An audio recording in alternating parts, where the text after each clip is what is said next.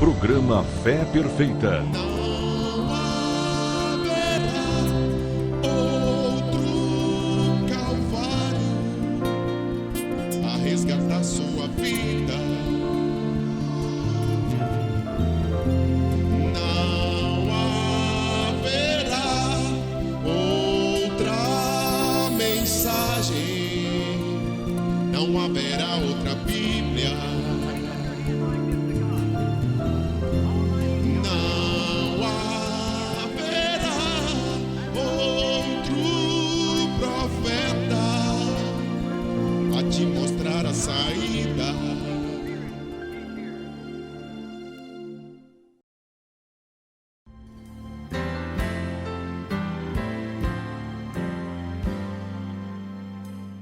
Engrandecido seja o nome de nosso Deus, por sua graça, misericórdia e bondade. Estamos de volta apresentando Fé Perfeita, aqui através da TV Fé Perfeita, que está 24 horas no ar através do site www.feperfeita.org.br e convida você para acessá-lo também através do seu telefone móvel, do seu iPod, do seu iPhone, e você pode participar dos nossos cultos, de palestras, de hinos, assistir filmes educativos, tudo isto nós estamos apresentando no programa Fé Perfeita através da TV Fé Perfeita. E nós iremos, neste programa, dar continuidade ao sermão profético que está no Evangelho de São Mateus, capítulo 24. Nos programas anteriores, fizemos questão de frisar a saída de Jesus do templo e como os seus discípulos, tentando induzi-lo a uma fé na estrutura de uma igreja. E ele, então, enfaticamente responde que de tudo aquilo que estavam vendo, ou seja, de tudo que se diz igreja, não vai ficar pedra sobre pedra que não seja derribada. Os discípulos não somente ficaram, de certa maneira, estarrecidos com aquela afirmação, como também deram alimento à sua imaginação, e eles então fizeram a Jesus, na noite daquele dia, quando ele estava sozinho no Monte das Oliveiras, isto é, São Mateus 24, 3, está escrito assim: no Monte das Oliveiras, achava-se Jesus assentado quando se aproximaram dele os discípulos, em particular, para lhe pedirem, dizendo-lhes: quando sucederão estas coisas? Que sinal haverá da tua vinda e do fim do mundo? Veja, então, nós temos aqui que, além da queda do templo a que Jesus se referiu, os discípulos fizeram duas perguntas a mais. Primeiro, quando é que o templo vai cair? Segundo, qual é o sinal da tua vinda? Terceiro, e do fim do mundo. Jesus começa na sua sabedoria, porque infelizmente ou felizmente, a Bíblia foi feita desta maneira. Infelizmente na ótica humana, felizmente na visão de Deus. A Bíblia foi escrita de uma maneira dificílima de entender, para que o homem dependesse do Espírito de Deus que, através de homens, escrevera a Bíblia. Se você não depender da inspiração do Espírito Santo, você jamais encontrará o veio no qual a Bíblia direciona. Mas então eu quero chamar sua atenção que aqui No capítulo 24, este fato aconteceu numa terça-feira à tarde, no dia 4 de abril do ano 30. E na terça-feira à noite, do dia 4 de abril do ano 30, quando Jesus estava assentado no monte, então eles se aproximaram para entender e para conhecer um pouco mais do destino da humanidade. É uma coisa impressionante porque, às vezes, eu fico pensando, Deus é o único ser que conhece desde o princípio até o final. Quando você vai ler a Bíblia, você vai chegar no livro da consumação, que é o Apocalipse, e você tem o final de todas as coisas. Quer dizer, Deus antecipadamente sabia como ia começar e quando e como irá terminar. O que eu penso assim, já imaginou você que está aí em casa me assistindo, se você conhecesse como seriam os seus últimos dias aqui na Terra, aqueles que morrem de câncer, aqueles que morrem de acidente, aqueles que morrem assassinados, e ele soubesse que como é que seria o seu final, seu último dia aqui, ou os seus últimos dias, às vezes numa cama doente, mas Deus sabe todas as coisas. Quer dizer, para nós, os humanos, seria algo extremamente chocante.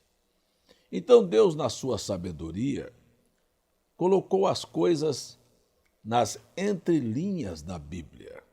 E aí é onde você só entenderá se você depender de Deus. E há coisas que ele disse assim, olha, nem o Filho, nem os anjos sabem, só o Pai.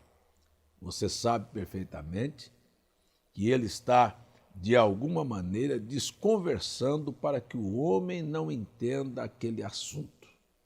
Esta é a grande verdade, ele não porá luz naquele assunto.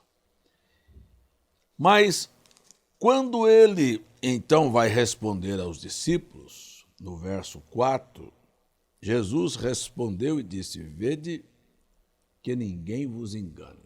Tenha cautela para não ser enganado. Esta foi uma resposta geral para as 3 perguntas efetuadas a ele. Daí, então, ele começa a dissimular e a falar de fatos como fome, terremoto, pestes, rumores de guerras. São coisas corriqueiras na história da humanidade que sempre existiram e que não marcaria nem o sinal da sua vinda, nem do fim do mundo. Mas ele fez, a propósito, aquilo e daqui um pouquinho na frente ele vem e diz assim, mas este não é o final. Veja que ele então está dizendo, isso é só princípio das dores, porque você imagine como é que as dores irão terminar. Acima de guerra, de terremotos e de fome, quer dizer, há uma sobrecarga muito maior vindo aí adiante. Muito maior do que essas guerrazinhas, fome em algum país aqui, ou terremoto ali. Quando estas coisas tiverem que acontecer, então ele disse assim, isto é só o princípio. Imagine como será o final da história. Aí ele fala sobre que as pessoas que acreditarem em seu nome, porque é uma coisa que a gente tem que parar, amigo que está em casa me assistindo, é pensar no tamanho do valor que Deus dá em seu nome. Os homens hoje não existe mais nem nome de família e nem as pessoas velam mais pelo seu nome. Mas Deus não. Deus tanto vela pela sua palavra. E a Bíblia é tão clara em dizer que não é nem a pessoa de Jesus, mas ao nome de Jesus se dobrarão todos os joelhos e todas as línguas haverão de confessar que Jesus Cristo é o Senhor. Veja bem que ao nome de Jesus se dobrarão todos os joelhos. E esta é uma das razões, meu caro irmão, que talvez você não perceba que Satanás tenha tanto ódio deste programa, porque nós valorizamos a questão do nome, o que os pastores e os padres e os crentes e os católicos não valorizam. Por quê? Porque, preste atenção, São Mateus 28, 19 disse: ide fazer discípulos de todas as nações, batizando-as em nome. Olha aqui o valor do nome, do Pai, do Filho e do Espírito Santo. Então, quando você é uma pessoa esclarecida, sensata, sabe que Pai não é nome, não é um nome próprio. Filho não é nome.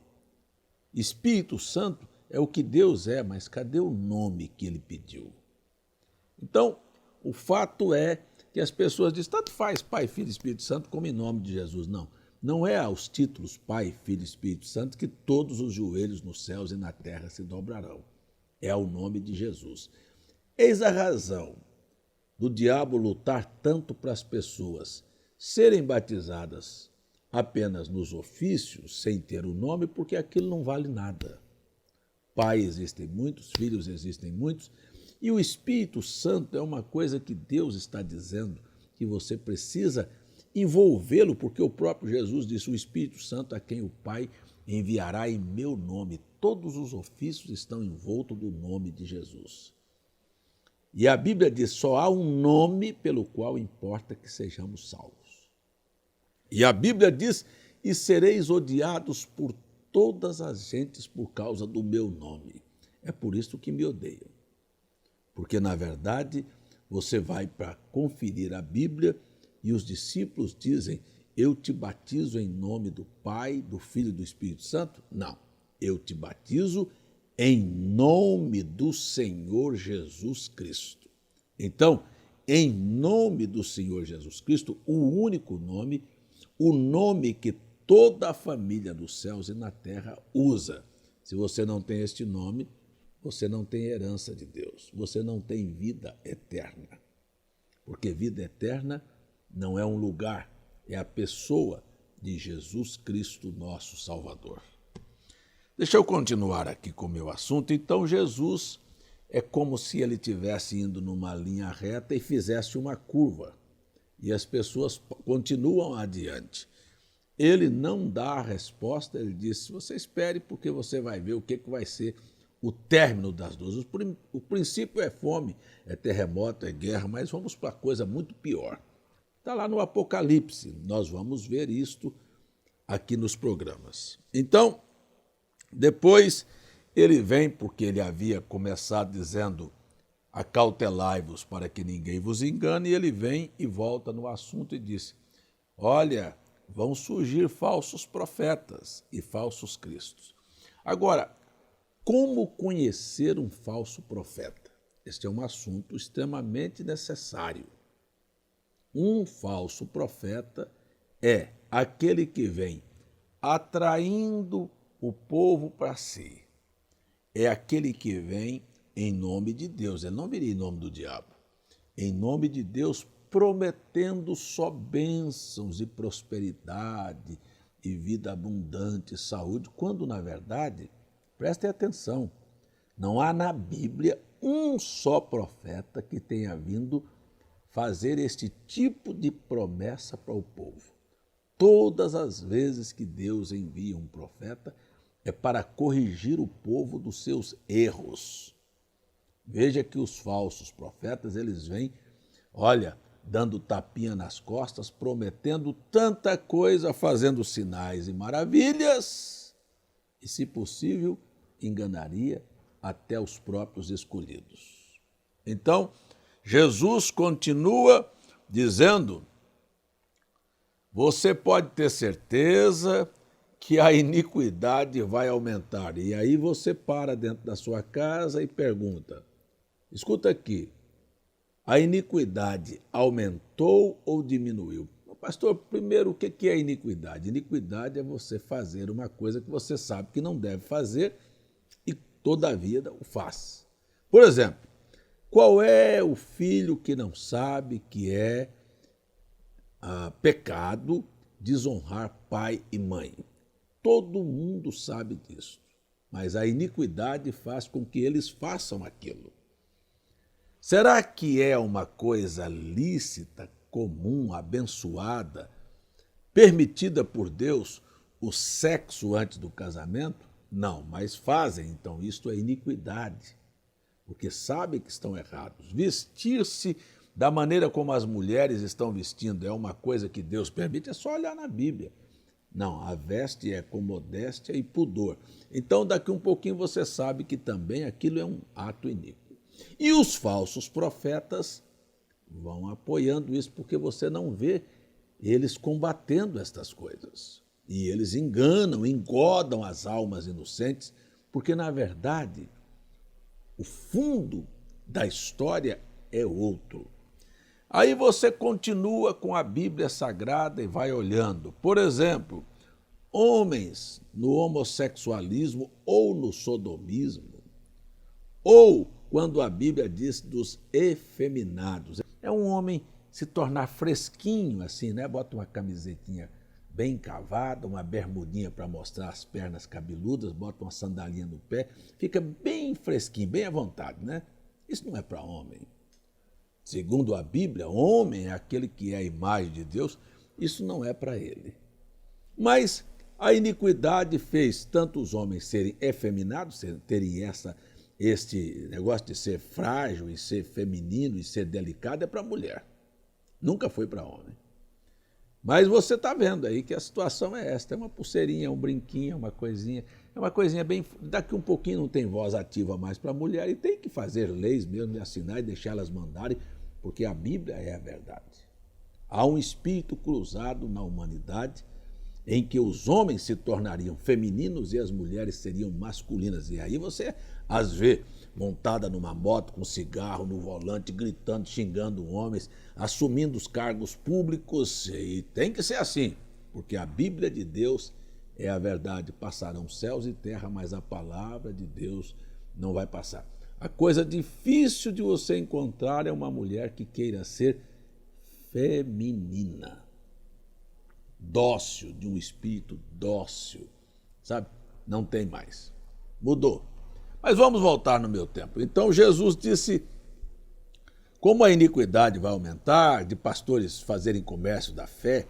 Aliás, se você olhar, eu creio que é no primeiro livro de Reis, teve um rei lá chamado Roboão, na Bíblia, que tudo o que ele podia fazer era escolher a mais baixa classe de pessoas que existia para transformá-los em sacerdotes.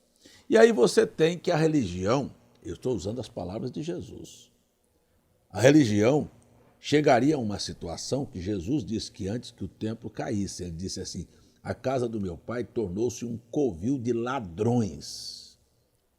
Então parece que é o mais baixo da sociedade, é que serve para ser ministros, não é, das religiões, tanto afros como católica, como a evangélica. Você vai vendo que não há mais uma seleção, ali é homossexual, ali é pedófilos, ali são ladrões e esse covil que virou a religião hoje. Mas, por aumentar a iniquidade em todos os âmbitos da sociedade, o amor de muitos, o amor para com Deus, o fervor, a vida cristã, então seria banalizada e o amor esfriaria. Estas são palavras que Jesus veio a afirmar. Mas aqui no capítulo 24, verso 13, ele disse, porém o que perseverar até o fim. Perseverar em quê? Qual é a igreja que não começou? Quer que eu faça um levantamento histórico aqui para você ver? A igreja nasceu no dia de Pentecostes. Aquele que perseverar até o fim será salvo. A igreja nasceu em Pentecostes. Ela se desvirtuou dos seus princípios e dos seus padrões originais. A igreja hoje não pega uma vírgula daquilo que foi a igreja do primeiro século. Você diz, por que os tempos mudaram? Porque não perseveraram até o fim. Porque o que nós estamos sustentando aqui é que a Bíblia precisa ser vivida. O que eu estou sustentando aqui é que o cristianismo, você pare um pouquinho, cristianismo nominal, nós estamos vendo aos montões, mas onde estão aqueles que realmente são cristãos hoje? Ou seja, que as atitudes de Cristo são demonstradas no seu viver. Esta é a pergunta que eu estou fazendo. Então, você pega, a igreja se desvirtuou. Você pega o que veio ser a igreja através dos séculos, com suas manobras políticas, com seus crimes, com os seus latrocínios, com seus homicídios. Nós temos aí só a igreja de Roma com um registro martirológico de 68 milhões de pessoas. Nós temos a igreja evangélica, que começa com a reforma de Martim Lutero e citando uma batalha entre camponeses e senhores, já sangrenta, morrendo muitas pessoas. Nós temos Calvino, que manda exilar e matar 28. Isso é o protestantismo. Aí você veja que, como eles começaram na reforma, já foram mudados. Pegue os princípios e os valores dos luteranos, lá com Lutero. Estão a milhões de quilômetros. Pegue os princípios e os valores dos presbiterianos, dos batistas, dos assembleianos. Você quer saber de uma coisa?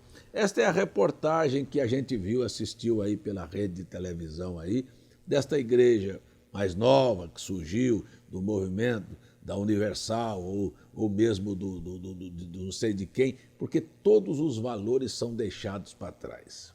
Começam na linguagem de Paulo, no espírito, e terminam na carne. Uma vergonha absoluta. Então, o que nós estamos sendo chamados a atenção de Jesus aqui na Bíblia é, escuta aqui, não é assim que está lá no livro de Apocalipse, capítulo 2, a igreja de Éfeso deixou o primeiro amor? Isto é, não é perseverar. Então, quando este programa está aqui no ar, ele tem uma finalidade, é nos levar de volta à fé pentecostal. Não é a fé apelidada de pentecostal, porque este movimento que se chama pentecostal, ou neopentecostal dos nossos dias, amigo telespectador, não tem nada. Me diga uma coisa só que é do dia de Pentecostes. Se eles disserem para você porque eles gritam e falam línguas estranhas, as línguas que foram faladas no dia de Pentecostes eram línguas nacionais e não as que eles estão falando. O batismo do dia de Pentecostes era em nome do Senhor Jesus Cristo e não nos títulos Pai, Filho e Espírito Santo, como a sua igreja, como a igreja pentecostal ou neopentecostal batisma. Está tudo errado. Quer saber mais uma coisa? No dia de Pentecostes era o coração e a alma da multidão dos que criam. No entanto, hoje há mais divisão entre o povo pentecostal como nunca houve. Então, eu pergunto, o que é que existe de Pentecostes? A doutrina não é a doutrina dos apóstolos. Eu pergunto, o que é? Só o nome? Não, mas aqui está. Elias viria para converter o coração dos filhos de volta à fé dos pais. Ou seja, trazer-nos de volta nesta longínqua viagem de volta até os princípios, as raízes do cristianismo da igreja em Jerusalém no dia de Pentecostes, começando pela unidade no coração. Aí você diz, mas não há divisão na sua igreja? Olha, eu quero dizer para você que a igreja primitiva foi assim. Havia um de Paulo, um de Pedro, um de Cefas, e os problemas sempre existiram, mas havia uma linha que eles nunca poderiam deixar. E esta é a razão. Eu não estou preocupado com A ou com B. Eu quero saber se nós estamos na verdade, se nós estamos olhando para a Bíblia. E eu quero chamar a todos vocês, abandonem aqueles que trazem a desvirtualização dos preceitos, dos princípios, dos moldes da Bíblia Sagrada. Se você olhar, Apocalipse capítulo 18, verso 4, diz, sai dela, povo meu. É hora de nós abandonarmos aquilo que está errado, voltarmos a visão para as Escrituras e eu pergunto, não é perseverar até o fim errado? Se você sabe que seu batismo não está certo, está na hora de deixar o erro e fazer as coisas verdadeiras. Se a igreja primitiva nunca permitiu uma mulher ser pregadora, não importa se nós estamos em outra geração e se as pessoas querem fazer mulheres pregadoras. Volte para o princípio, porque isso não é perseverar no evangelho. Se elas estão vestindo imoralmente, se pintando, cortando o cabelo e vivendo a classe de vida que estão vivendo, está na hora de você abandoná-los e voltar para as Escrituras e perseverar com a Bíblia. Perseverar não com a igreja, não com o modernismo, não com o tempo que nós estamos vivendo, mas perseverar com aquilo que está escrito até o fim.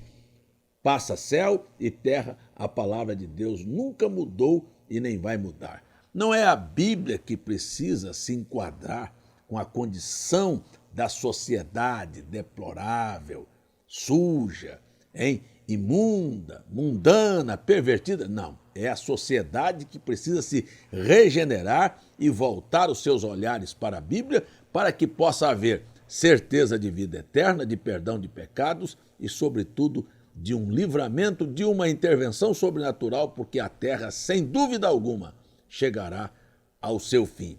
Quais são as perguntas básicas de São Mateus 24? Quando serão essas coisas? Que sinais haverá de sua vinda e do fim do mundo? No próximo bloco, ou no próximo programa, nós continuamos e vamos entrar neste assunto. Vamos orar juntos agora. E se você não está vivendo corretamente com as Escrituras, aproveite a chance. O momento é de acertar com Deus.